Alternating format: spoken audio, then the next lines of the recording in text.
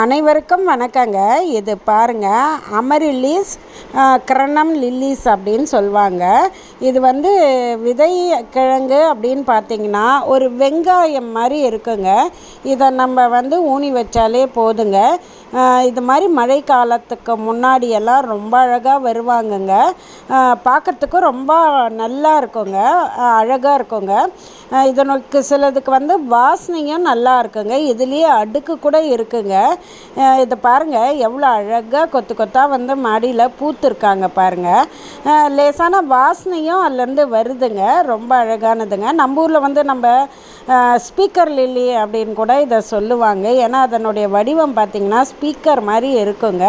ஒரு கிழங்கு ஊனி வச்சாலே போதுங்க, அப்படியே இருக்குங்க. உள்ள சீசன் வந்தால் தானாக அப்படியே முளைச்சி அழகாக பூ எடுக்குங்க. இந்த மாதிரி எங்கள் மாடி தோட்டத்தில் இந்த லில்லி இல்லைங்க, இன்னும் ஒரு 3-4 வகை லில்லி கூட இருக்குதுங்க. லில்லியில் பல வகையான லில்லிங்க மாடி தோட்டத்தில் இருக்குதுங்க. கலரும் வித்தியாசப்படுங்க. பிங்க்கு கலரில் கூட இருக்குங்க. இது கோடு போட்ட மாதிரி இருக்குங்க. ஒரு மாடி தோட்டத்தில் இது மாதிரி லில்லிஸ் வச்சா ரொம்ப அழகாக இருக்குங்க. மிக்க நன்றிங்க.